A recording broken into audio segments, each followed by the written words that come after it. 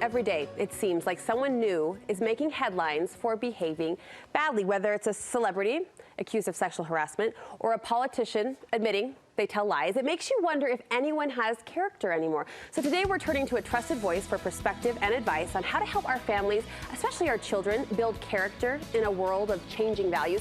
Dr. Matt Townsend is joining me. I am so eager to hear what you have to say about this topic. Here's the thing. Sad thought, sad question, but when we look at the word character, I have to wonder, does character hold any weight these days? Does it matter? Isn't it funny? It's funny, and it's so what we probably have evolved into is actually something Stephen Covey always used to talk about, more of a personality ethic instead of a character ethic. What's the difference? So instead of guiding our life by character and principles and truth, we're now guiding it by imagery, how many likes you have, what makes you famous or popular.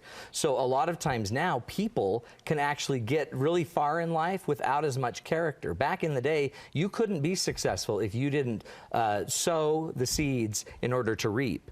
Nowadays in our culture, you don't have to sow because you're not always accountable for what you've sown or what you've done to the world. Sometimes you're only accountable for, like, you know, one little niche or one little job. So character is, I think we're struggling with it. A study came out recently talking about how we are okay with politicians lying as long as they are fighting for the objectives we believe in.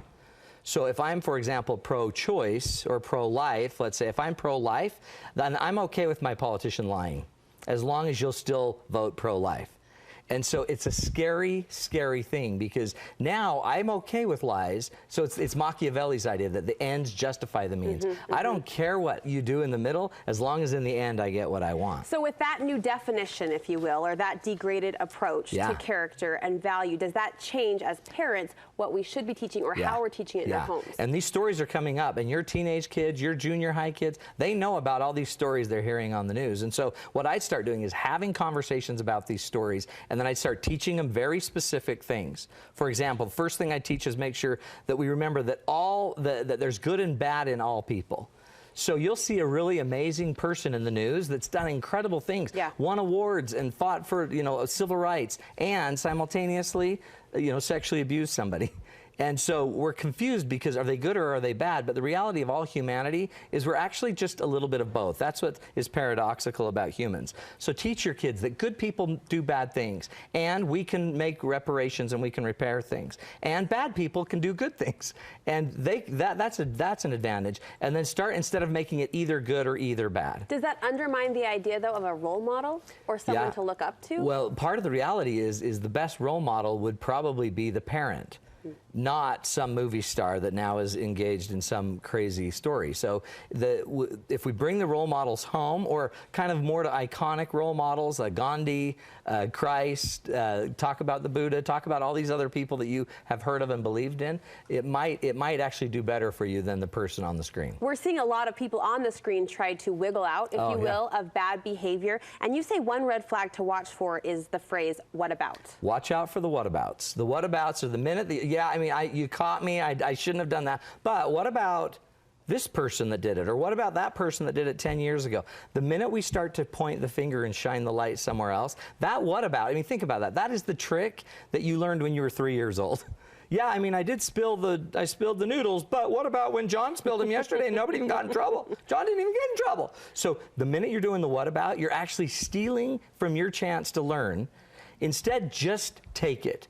Don't muddy the water with what everyone else is doing. Own your story and teach them to own their failure, their mistake, their problem, instead of starting to muddy the water. The minute we muddy the water, then we are sinking into a space where nothing matters anymore. You talked about kids being more aware than we think of these headlines, of these scandals, of these stories. So how then can we help them understand the moral, the ethical, even the legal layers that are involved in all of these tragedies? You got to clarify the rules that you're going to play the game by. Life can be played by a variety of rules, and depending on what level you want to live, right? So there's certain, I call do what's natural rules. Those are the rules, just do whatever's natural to you.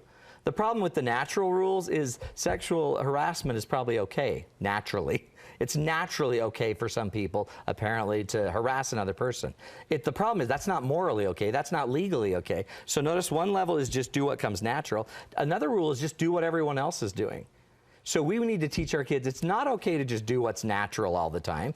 And it's not okay to just do what everyone else is doing. We don't act that way. We don't treat someone poorly and bully someone simply because everyone else is bullying them. And also be careful that you don't, we also don't just follow the laws of the land. Because some of our laws don't actually reach the highest standard that we would want to live at. I like that point. Right? Yeah. Remember, some of our laws didn't allow women to vote for years or forever. Right. And some didn't allow civil rights. So don't always trust the law as the highest. Instead, we need to start to follow our conscience and let our principles and our conscience be the guide. And that's what I would be teaching our kids is our conscience, our principles of what we know is right or wrong, that's what should be guiding us on our decisions. Gosh, you start to feel this overwhelming pressure as a parent. Yeah. I mean, being a parent huge. is pressureful enough. Yeah. We know the importance of that role. It's getting harder. But as you describe it that way, that the laws of the land, the principles out there are not even close to cutting it, it does put that moral responsibility on you in a whole new way. And the community is not even close either, because your community values will start to turn and twist. So at some point, you got to have more of a North Star approach. What's the guiding principle? And then most importantly, you've got to go live it. Right? We have to model the character for our kids. We have to show our kids how this is going to be done by leading it, by modeling it, by making really hard decisions. If you have a vote for somebody that you can't believe in because of what you've heard that they've done, then don't make the vote. Even if everyone else is saying, well, yeah, but this one bill down the road's not going to pass without that person. Then trust the principle over the passage of a vote. Trust the fact that you're going to live with your character regardless of the passage of a vote. I'm going to go with principles and my conscience first and foremost, instead of some idea that we got to pass a bill somewhere. Because think of how many times we assumed we were going to pass bills with people in Congress and nothing was getting passed except people were having passes made at them in Congress. So we gotta figure out a way to use our principles to guide us through this process. This is the type of conversation I just want to amplify and magnify get to it the out whole world there. right now. We need Absolutely. it. Thank you for bringing it to us. Brooke. You have more insight like this on your website. Huge! Go to matttownsend.com, and we're going to have a big Christmas sale there. So just go there, check on the site. You'll see a discount on all of our books, our stuff, and plus our date nights are on sale. So this is the time to go buy presents for all of your adult kids to come learn how to save and make their marriages better. It's the best gift to give. We say awesome. it in the stocking or under the tree this year. Thank you.